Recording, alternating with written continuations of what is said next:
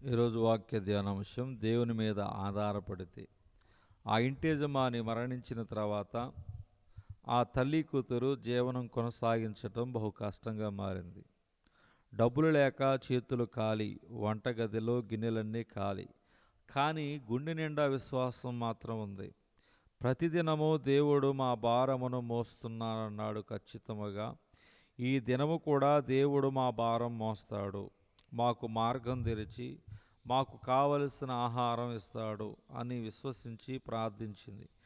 దేవుడు తప్పక పోషిస్తాడని నమ్మి దగ్గరలో ఉన్న ఒక కిరాణా కొట్టు వద్దకు వెళ్ళి ఆ కొట్టు యజమానితో, అయ్యా, నాకు నెల జీతం రావాలి, ఇంకా రాలేదు, త్వరలో ఇస్తాం అంటున్నారు, కానీ చూస్తే ఇంట్లో గిన్నెలన్నీ ఖాళీగా ఉన్నాయి. నా దేవునికి ప్రార్థన చేశాను, ఆయన తప్పక ఈ ఆర్థిక ఇబ్బందిలో నుంచి నన్ను తప్పిస్తాడు. అప్పుగా కొంచెం రొట్టి ఇస్తే నా కుమార్తెను పోషించుకుంటాను. నా నెల జీతం రాగానే తిరిగి చెల్లించేస్తాను, దయతో ఇస్తారా అని అడిగింది. అప్పుడు ఆ యజమాని, నీ దగ్గర చిల్లిగా అవ్వలేదు, కానీ ప్రార్థన చేశాను, దేవుడిస్తాడంటున్నావు, ప్రార్థన చేస్తే మీ దేవుడు జవాబిస్తాడా అని ప్రశ్నించగా, అయ్యా, నా దేవుడు తప్పక ప్రార్థనకు జవాబిస్తాడు, అందులో ఏ విధమైన సందేహం లేదని బదులిచ్చింది. అయితే ఒక పని చేయి, నీవు నీ దేవునికి ఏం ప్రార్థన చేసావో ఒక చీటీ మీద వ్రాసి నాకు ఇవ్వు. ఆ ప్రార్థన ఎంత బరువు ఉంటే అంత రొట్టెను నీకు ఇస్తాను. నీ దేవుడు ప్రార్థనకు జవాబిస్తాడో లేదో చూస్తాను అని ఆ యజమాని ఒక చీటీ ఆ తల్లికి ఇచ్చాడు. ఆ తల్లి అమాయకముగా చీటీ మీద తన ప్రార్థన వ్రాసి, అయ్యా, నా దగ్గర ఏమీ లేదు, కానీ ఈ ప్రార్థన మాత్రం ఉంది, ఇదిగో ప్రార్థన అని తక్కెటలో పెట్టింది. అప్పుడు ఆ యజమాని రొట్టె ప్యాకెట్లో ఉన్న ఒక చిన్న రొట్టె ముక్క తీసి ఆ తక్కెట్లో రెండో వైపు పెట్టాడు. కానీ తక్కెట ఏమాత్రం కదలలేదు. కొంచెం భయంతో ఏమిటిది అని అనుకొని ఇంకొక రొట్టె వేశాడు, అయినా ఏమాత్రం కదలిక లేదు. పేపర్ కన్నా రొట్టెనే బరువు ఉండాలి కదా, ఇదేమిటి అని అనుకుని ఒక్కొక్క రొట్టె వేస్తూ చివరికి ప్యాకెట్ మొత్తం వేశాడు. కానీ తక్కెట మాత్రం కొంచెం కూడా కదలలేదు.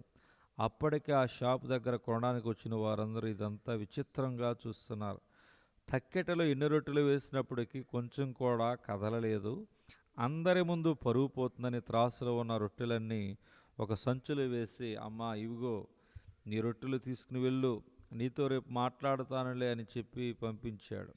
ఆ యజమాని మిగిలిన వారందరినీ వారికి కావలసినవి ఇచ్చి పంపించి, ఎందుకని నా తక్కెట కదలలేదు, అసలేమి ఏం ప్రార్థన చేసిందో చూద్దామని తక్కెటలో ఉన్న ప్రార్థన చీటీ తెరిచి చూడగా, తండ్రి, మా అనుదిన ఆహారము నేడు మాకు దయచేయమని వ్రాస్తుంది. సరే, వీళ్ళ దేవుడు వీరికి కావలసిన అనుదిన ఆహారం ఇచ్చాడు, కానీ నా తక్కెట సంగతి ఏమిటి అని చూడగా అది పైన మధ్యలో విరిగిపోయి ఉంది.